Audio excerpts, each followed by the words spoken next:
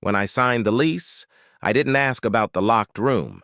It was a good deal. 3 bedrooms, cheap rent, quiet neighborhood. Too good, really. The landlord mentioned that the 3rd room was off limits. Storage, he said. Old furniture. Some stuff from the previous owner. I didn't care. I needed a place. Fast. Divorce had drained my savings and my patience, so I moved in. Just me. And the door I wasn't allowed to open. It was at the end of the hall. White. Plain. Locked from the outside, with a heavy brass latch. Didn't match the rest of the house. Newer paint. No number or label. Just a door that wasn't meant to be touched. The first week I barely noticed it. Work kept me out late. I used 1 bedroom for sleeping, the other for storage. The 3rd stayed shut, out of sight, out of mind. Until the first night I heard it. A sound, software muffled, like a mobile turning, faint music. Spinning lullaby tones coming from inside the locked room. I sat up in bed, listened. Silence. The next night, it came back. Same time, around 3:17 a.m. Delicate, familiar, like something meant to soothe a baby. I got up, walked down the hall. The door was still locked. I pressed my ear against it. Nothing, no sound, no vibration, just wood. I told myself I imagined it. Maybe pipes, maybe air pressure. Old houses make noises, but then, the 3rd night, there was laughter, childlike, short, like a baby giggling once sharply, then silence. I didn't sleep. Next morning, I texted the landlord. "Hey, quick question. That back room, you said it's just storage?" He replied 10 minutes later. "Yes, do not try to open it." That was it. No smiley, no explanation. Just don't. I told myself it wasn't worth it, but the sounds continued. Not every night, but often enough. Soft lullabies, tiny knocks, and once, what sounded like a wooden crib creaking slowly, back and forth. I started sleeping with the light on, kept a chair against my door, just in case. One afternoon I came home early from work. The hallway smelled different, like baby powder, light, sweet, unmistakable. I walked past the locked door and stopped. There were fingerprints on the wall, small, smudged, too low for an adult, too wide for a cat. I stared for a long time, then wiped them away. That night I dreamt I was in the room. It was a nursery, white walls, toys scattered, and in the corner, a small wooden cradle. The mobile spun above it, even though no air moved. I walked toward it, but the cradle was empty. And as I leaned closer, I saw something crawl out from underneath it. Something small, pale, crawling on all 4s but too fast. And it had no face. I woke up gasping. The house was silent. In the morning, I did something I shouldn't have. I checked the door, still locked, but the latch was warm, like someone had just touched it.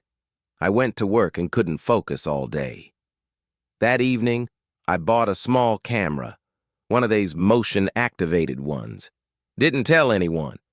I set it up in the hallway, pointed it straight at the door, just to see, just to prove to myself it was nothing.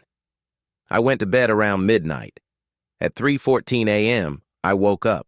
No sound, no movement. I checked my phone. The camera app showed a trigger, motion detected at 3:11. I opened the clip and saw the door. Still locked, but the mobile was spinning behind it. Even though the door was closed, you could see the reflection in the knob. Tiny movement, a flickering shadow, and then something else. From the edge of the door, just below the latch, a small hand reached out, thin, pale, wrinkled like porcelain. It pressed against the frame for a moment, then vanished. I didn't go back to sleep. I just sat in bed, watching the clip over and over.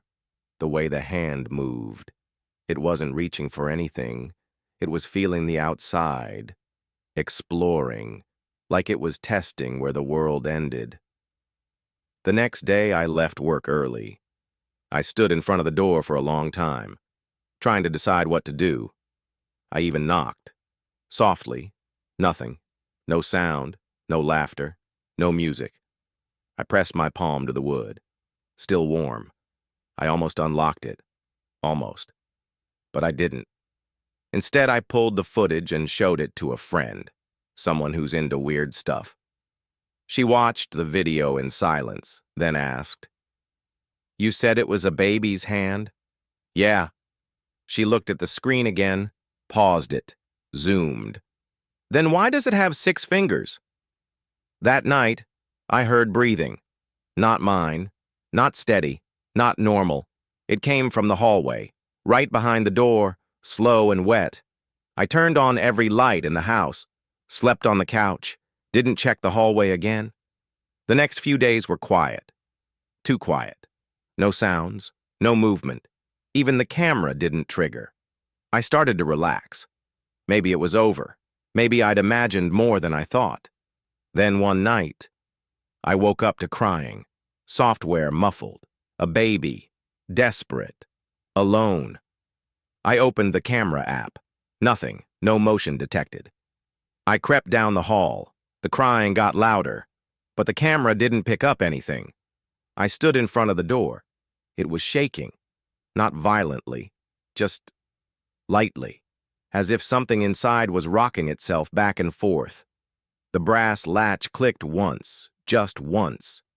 I ran back to my room, locked my own door, turned off my phone, didn't move until the sun came up. That morning, I called the landlord again, left a voicemail. "I need to know what's in that room. Please.